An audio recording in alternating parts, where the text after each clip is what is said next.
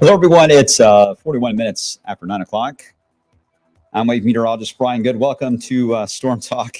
Another busy day for us today after an active night last night with showers and thunderstorms, and we have more likely coming our way as been later on for tonight and for this afternoon as well.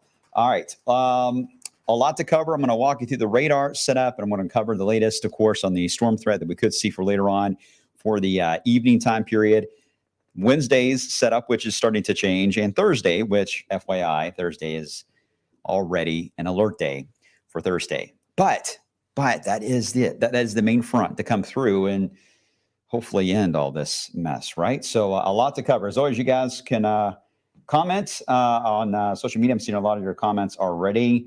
Brady, let me know about the video feed. All right, I don't want to make sure no one misses anything. No, sometimes it depends on which device you're watching on and how it's streaming across social media versus on our streaming devices like the app or Roku and Fire Stick. So that stuff is helpful to let me know if things don't always work out right. Okay. And yes, Jonathan, you're right. That was quite the lightning show. The storms arrived 15 minutes after Beyonce's concert ended, got most of the crowd in the parking lot there with heavy rain. There was some wind damage that took place, but that was about an hour after that.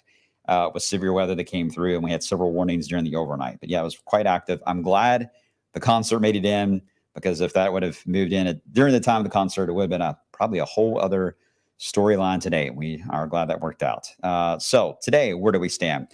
Well, the radar is still busy, although for some reason I lose the last frame of the radar. I hope they didn't just shut the radar down.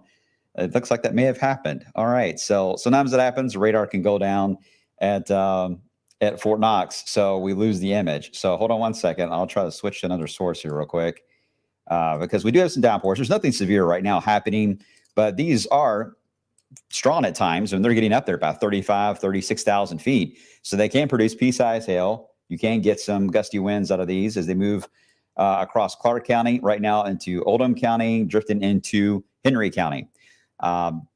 Right now, the limit looks to be about 37 feet, and they've been collapsing, is what the trend has been. But there is an obvious boundary that is located right here across Indiana and I-71.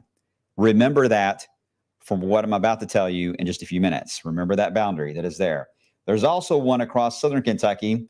This one's a little more angled across the state. It so far has not been as active as what we've seen across southern areas of Kentucky so far with those showers and storms we had this morning. It's been mainly the northern boundary that is constantly feeding the downpours in the area. They just keep redeveloping over and over and over and over again. The amount of water, the PWatts, we've talked about this. So your precipitable water is about 1.6 to about 1.9, depending on where you're at in wave country. That's very high rates. So flash flooding is really the number one issue. Number two would be damaging winds. But I think flash flooding is up there. The ground's saturated. I know some of you got about 1.25 inches of rain last night. They're adding on to that in the same spots right now. And some of you got completely missed. I didn't get that much at my house, just a few hundredths of an inch of rain. But Prospect is over 1.33 inches already from the rain. So just again, depends on where these develop. And when you get more than one, because of that rainfall rate, it really starts to add up, right? You can see the rainfall from last night into this morning, Jackson County, Lawrence County, and then there's that stripe again, Northeast Jefferson through Shelby, all the way into Southern Franklin. You can see, though, there was really a lighter gap, if you will, the rest of Jefferson County all the way down into Bullitt, and then it picked up again across Nelson County. You guys had a pretty strong storm, in fact, very close to Bardstown, the track through there last night. I was watching. It was about, 3 in the morning? And then we had another few clusters there into Grayson County as well. So some areas have had enough rain, certainly that the ground is saturated to the point where now anything else that comes through here is going to be a problem. And certainly if it's an excessive event when it comes to producing more than 1 to 3 inches, if it exceeds that level, for sure, it's going to cause problems. So we're not alone. There's a lot of folks who are in the same boat on this, especially West Kentucky and Southwest Indiana and Southern Illinois, where we're going to be watching to see what happens upstream. You can already see the next storyline that is developing. We've got a complex of thunderstorms, the MCS, or mesoscale convective system, across near Columbia, Missouri, already producing warnings. Now that it's there, it's a little easier to track to the south and east. My concern with this is as it does so, it will try to become a little bit wider as it moves across the state, and therefore could have a reach that goes all the way into Kentucky, especially central Kentucky, as we head into this afternoon. The timing will likely be, I would say, mid to late afternoon. The exact hour is going to have to be determined on that because there's several things that's going to happen before that moves through the area. But that's a general idea, is this afternoon and early evening. Remember the boundary I told you not to forget about. That's on the northern side. There will be some interaction with that as well as it moves across, and that may lead to a east-west band of rain that may train itself tonight for just a brief moment. I don't think it's going to last very long, but it could enhance some of the rainfall totals if that boundary becomes alive and interacts with whatever the Missouri bad boys doing here. The Storm Prediction Center just updated their maps. Easy now to target the enhanced risk that is out. And you can see how it does widen up a little more as it drifts toward Nashville. For the idea of the MCS, or the complex, is going to expand a bit more as it drifts into the Tennessee Valley. Now, it's got a limit to it, and the reason why it's not all the way into Louisville with this round is there is some wind to work with, but it is going to be relatively noisy for the next several hours in terms of just scattered downpours that keep popping like they are now. That will help, at least hopefully, keep the amount of fuel that is available for the northern side of this to be limited.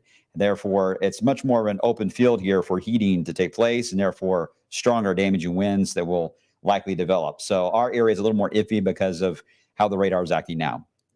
And that should continue for the afternoon. So that makes sense.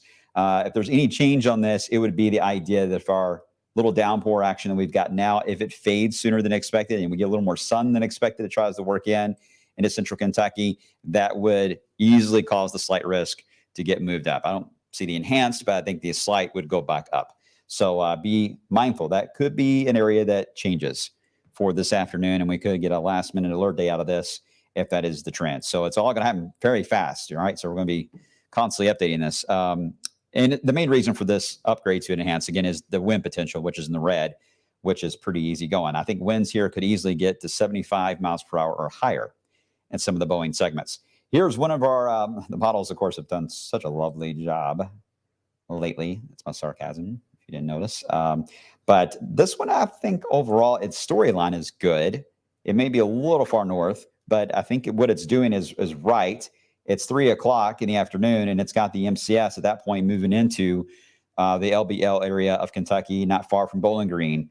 This is 3 o'clock Eastern time we're talking about, that it would be moving in. You got to give or take almost 1 to 2 hours because the motion on this can be faster than what the models show. So I got to keep that in mind. We'll see how it interacts across areas of Kentucky. There is some of that interaction right in through there, and that's got it at 5 o'clock. I don't know if it's going to be that soon or not, but I think what it's trying to say as far as, again, the storyline, you can't look at the finer details, look at the big picture here. That's why I'm relatively zoomed out. I really don't want to get too close on a county by county level because I think it's going to change so much. It's going to spin your head. I just want you all to see the storyline and then try to figure out where you're at in that storyline and what to pay attention to if you're a model watcher for later on. No doubt, though, West Kentucky, near Bowling Green, WKU area, down to Nashville, they are in a much more of a path for the stronger wind field. That's hard to argue against right now. So I think the Enhance is in a really, really good spot. Our area is just a little more on the iffy side here. And the thing is, too, when you get damaging winds, you really don't have to get too much above the threshold of 58 miles per hour, which is the severe limit, to cause wind damage because now the ground's so saturated, the trees are a lot easier now to push over. So we will likely get more reports of wind damage than we had been getting because the ground is pretty soggy. So especially when you get the trees that uproot, that tends to happen. And you don't have to have a really strong wind for that to happen, obviously, but let's try to keep the wind tame as we can. The downside of that is we got to trade it off for the heavy rain, flash flooding threat. There will be some hail, too, with some of these. We had some of that last night. Nickel up to briefly some getting close to ping pong size hail in some areas last night. So, yeah, it can still put down some hail, especially in the middle of the night. It can still happen. All right, so this is, again, that's the game plan this afternoon. MCS rolls in, some interaction with our northern boundary. It will then continue to work to the south and east and drift. But then here comes the next storyline. Nearly the same spot as the previous MCS is the new one, and it may be more than one. This is going to lead to another big headline you're going to be hearing a lot about in the next 24 hours, and that is a flash flooding event that could be significant for areas of West Kentucky. I'm talking about on the order of a half a foot of rain or more that could fall in the training areas of these MCSs going over the same spots. The boundary is relatively stuck. Now, at the moment, we see that just outside of Grayson and Breckinridge counties, just to the southwest of us, that's where you start to enter the danger zone, if you will, for these repeated rounds of flash flooding. And this would happen during the wee hours of your Wednesday morning. So just be mindful that if there's any type of boundary shift and it pushes a little closer to wave country, it may get into Grayson, Breckinridge, Meade counties. It may start to get a little closer to you all. So just be weather aware of that possibility. And we'll keep an eye on this as we head through the next 24 hours. They're all affecting one another, each one of these complexes. So if one is off track, it will knock the next one behind it off track. And so we've got to, it's hard to figure out how they're all going to line up until the first one comes through. And then we just kind of babysit them one at a time. It's very frustrating, but it can be very dangerous. And especially in a flash flooding event in the middle of the night. So again, very heavy rainfall with this setup just to our west. You can see the two MCSs that are stacked up there for Wednesday morning. Looks ugly, right? The rest of us, and including the majority of us actually, may end up being fairly quiet while this is going on. We'll get a lot of cloud cover, so I don't see a lot of sun happening tomorrow. I think clouds will be pretty thick. Don't know yet if we're going to get any kind of boundary that will want to form on the eastern side of this from the cooler air that's going to result. I mean, the temperatures are going to drop in this area. There will be a boundary that will try to push out an outflow. I don't know yet if it's going to be sunny enough on the edge of that to be able to ignite a secondary round for Wednesday afternoon. And I think it's possible. You can see little hints of that for Wednesday riding through there, but it's not aggressive with it. And I can understand why, because it's just right in the edge of where the boundary is, but also where there's not a whole lot of sun because of cloud cover. So we'll just have to do that with baby steps. But overall, we have reduced the rain chance for majority of our counties for Wednesday because of the idea of how active it's going to be to our west. All right, but we're not done. We're not done. I've been talking forever now, and I haven't gotten to the finish. That's over with for Wednesday afternoon, but then we've got the actual front to deal with. Those storms then fire as we get into Thursday afternoon. The strongest of the wind field is going to be in Ohio. Secondary wind threat is going to be right across central and northeast Kentucky. That's where your best wind fields will be. The front will be basically lined up right across, I would say Missouri all the way into Ohio will be the front. Your strongest wind fields will be right there ahead of that. It's a race against the clock here. If the front can move fast enough, it will try to push the severe threat a little more into eastern Ohio and eastern Kentucky. But right now, the timing has it where it's probably going to line up very close to us. So that's the reason why they have put us into a slight risk for Louisville North and East. So that's why we already have the alert day out. This is just one model's idea. Again, there's so many different waves happening before we even get to Thursday. This is probably going to look different, but storyline. You see the idea of a boundary being pushed in and a damaging wind threat, but that is the actual front that will move through, that will eventually clear the air out, and we'll get some better weather coming our way. Flash flooding potential, flooding period. Anywhere in green, just about everybody watching. And when you see the yellow, it's a little more raised. This could easily change again for Grayson, Breckenridge, maybe Meade County. Be aware.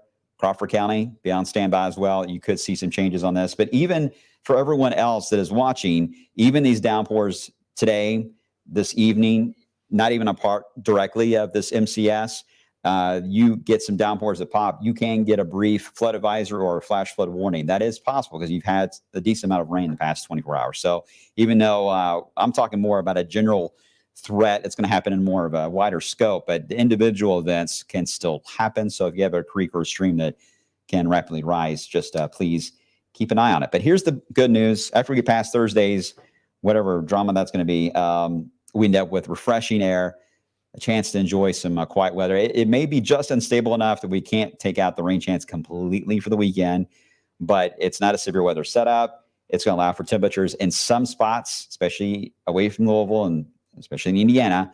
You guys have a chance to drop below 60 for a couple of mornings for the weekend. So that's going to feel really good. So if you have camping plans this weekend, you're on track for one heck of a weekend.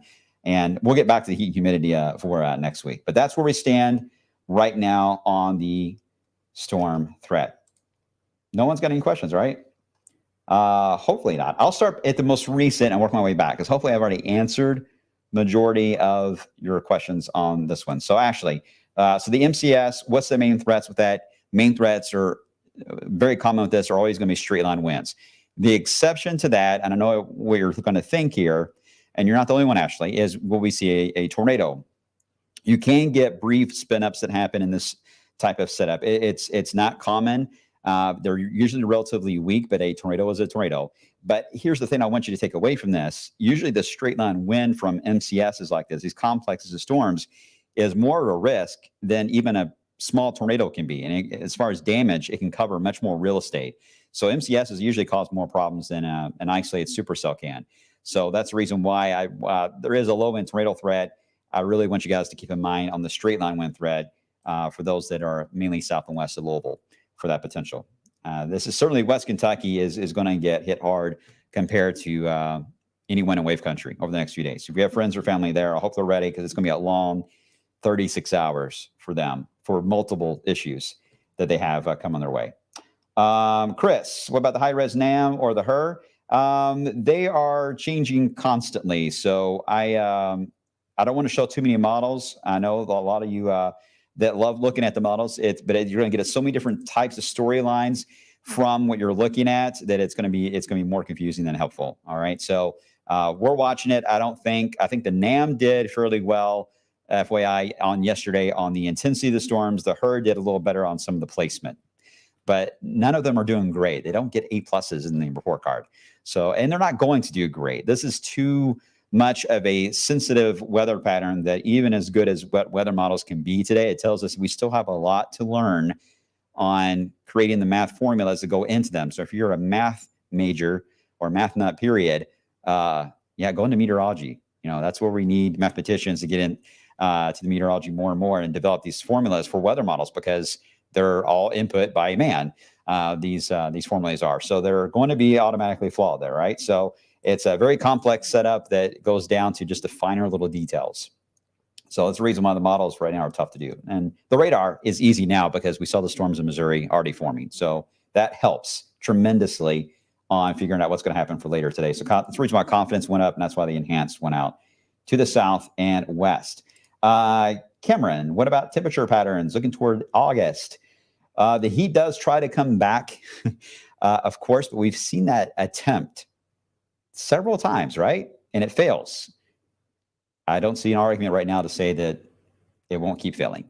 So until I get more convinced, I feel like I've already been swindled on that one once. So I'll wait and see if it tries to build in a little later into August. But right now, the pattern is fairly locked. And the danger here is the country's been hinting at, we just don't want any tropical storms or any activity near the Gulf or Florida. Right now, the water is way too warm. We don't want any systems to get there. Right now, the pattern's been keeping everything out to sea. But that is going to be a big story if that happens. And I hope it's not, because we're not even close to the peak of hurricane season. That's mid-September before we get there. Okay, everyone good? I see all the hail reports. Thank you so much. I appreciate that. Olivia, when will we say goodbye to humidity? Sometime in December? December 4th. We'll go with December 4th. That's my guess on that one. And Shonda, my math skills are awful. So are mine. I barely got through everything, so I totally understand. And being dyslexic does not help at all either.